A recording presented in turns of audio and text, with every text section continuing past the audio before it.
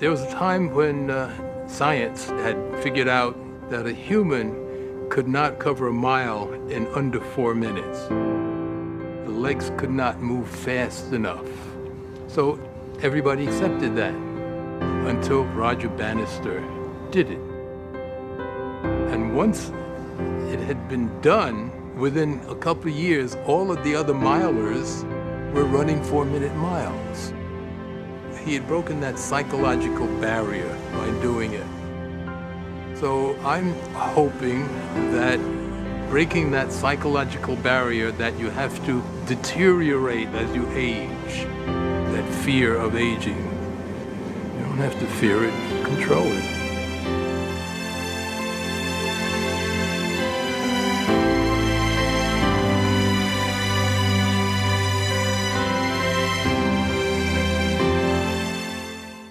Hope is 14. She's having more and more problems walking. Other than that, her health seems to be good. She's my 8th dog. I believe that all creatures, all living creatures, are born with the right, the inalienable right of freedom. Freedom to live our own life in our own way, in our own environment, making our own decisions. Every creature, I believe we're all equal. And I didn't believe that before I met Jimmy. Most people have a problem becoming a vegan or stopping eating meat, but because of how I want to live in this world and how I want to treat other creatures, I have to be a vegan. In order for me to eat meat, I would have to change all of my other beliefs. Turned 50 and I got training sessions with Jim, just trying to get back into shape. In my time with Jim, it's like therapy for me. You know, he takes the place of a therapist, both physically and mentally, you know, because you start something and you gotta get this train of thought going and you gotta work it out, and then at the end, it's like you come to some sort of resolution about it or some kind of motivation to do something else about it, you know. I'm like the majority of people, I think, and that I'm not a vegan, I probably would like to be. It takes a strong person to change like that. I like that kind of challenge. Yeah, I know. I get off on that. Just to see, can I do it? Yeah, yeah. Others can't do it. Can I do it? Yeah. I like that.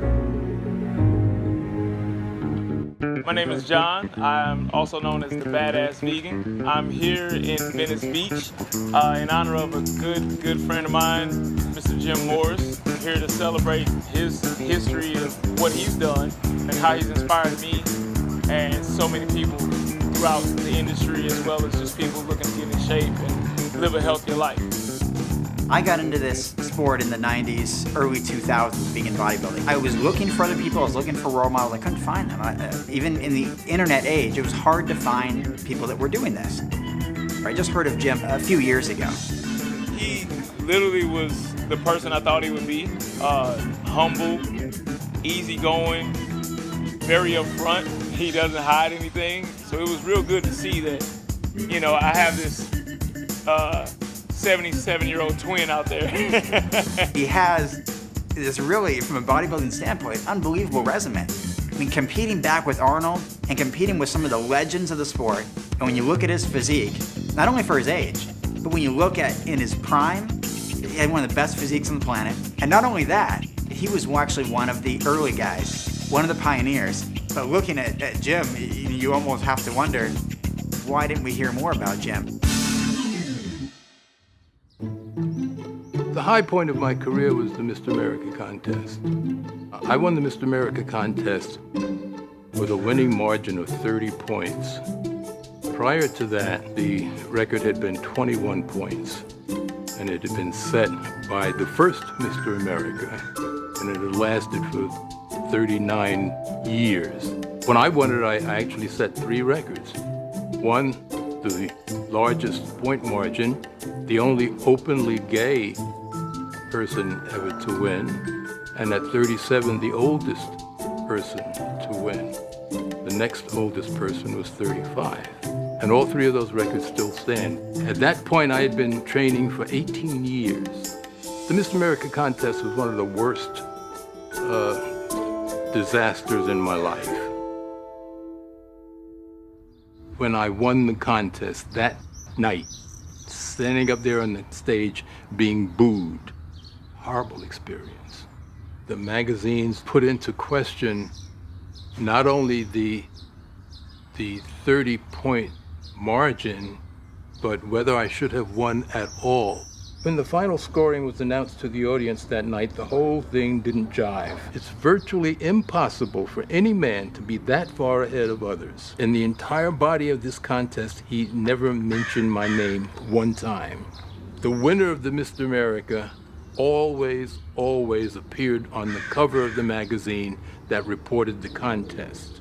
I have never been on any cover of a magazine as Mr. America. I'm still dealing with the Mr. America win, and that's my motivation.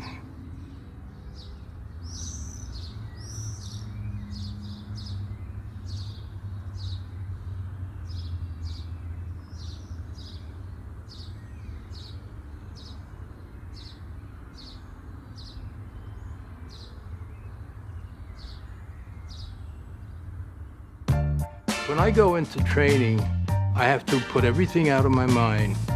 Whatever's going on in the world, whatever's going on in my life, just sort of drifts away. And I enter this state of being in training, which is the closest I ever have been to being in bliss. For me, bodybuilding is it's a creative outlet. I create what I feel is an example of what's possible at a particular age or a particular point in time. When you look at him throughout his progression, as he aged, just looking at age 61, the photos, at 72, 77, I mean, it's an unbelievable testament to a number of things: work ethic, dedication, desire, and you could argue healthy living. I mean, a healthy approach in a sport where a lot of guys don't make it past 40, 50, 60 with good health. No matter what his age may be, he's young, and you can see it. Like, you can see it the way he talks to you, his laughter, his smile. He's not your normal 77-year-old like we talked about. He's dispelling the myth of, 77 years old and you're not supposed to be, working out and be ripped up and live a healthy lifestyle. You're supposed to be on medication and have all these people taking care of you, and that's not the way it's supposed to be. It's just the fact that that's the normal thing right now. Bodybuilding, just like the rest of our world, has gotten, it's like a PhD knowing more and more about less and less, that very thing. That's what has happened to our world as it's become specialized. If you're a weightlifter, you got a weightlifting magazine. If there's powerlifting, it's a powerlifting magazine. If you got a health magazine, it's a health magazine. Yet Iron Man in the 50s and 60s especially were all of those things, because Perry saw this in a global view, that all of the pieces, the exercise, the diet, the mental attitude, all of these things are all part of a whole. I've been vegan now for 12, 13 years. Before, I wasn't interested in getting other people involved. I didn't feel then that anything I had to say would change people's feelings or attitudes about animals. And now I do. The nutritional part of my life has kept me healthy enough that I am at a point right now that I'm able to get into shape. I don't think that I would be in this shape and healthy enough to pull it back together again had I continued eating the way I was eating.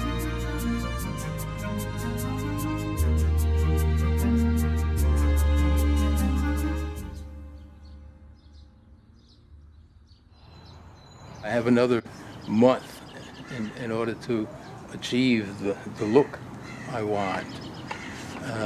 And I feel like I'm right on schedule. The muscles have sort of plumped up with that 10-pound gain. Plus, I'm a lot leaner than I was at 176. I have a vision, an image in here of what I want to end up looking like. I feel good about my workouts. I'm excited to go in and do them, and they take me about an hour.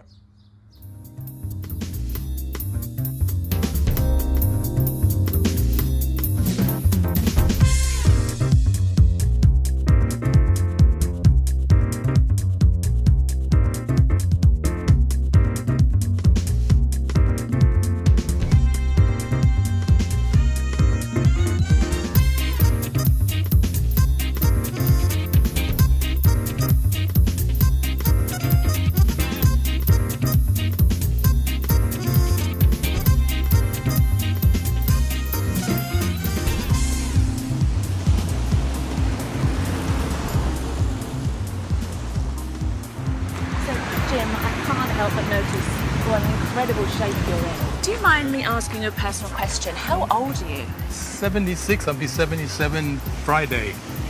Oh my God, 77? Yes. How do you maintain those muscles? Doesn't happen at your age.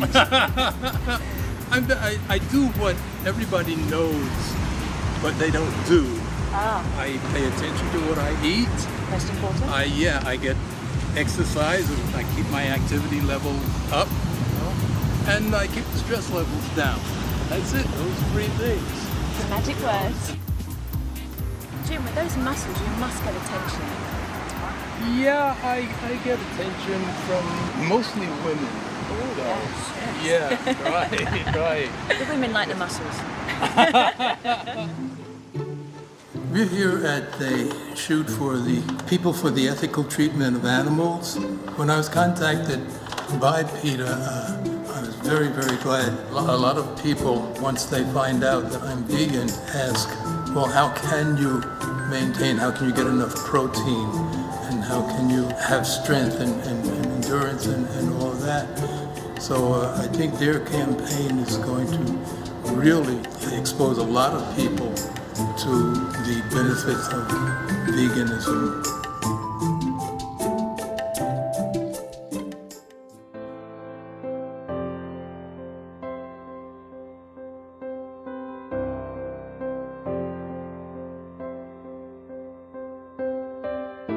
Even though I won Mr. America, I never got the credit.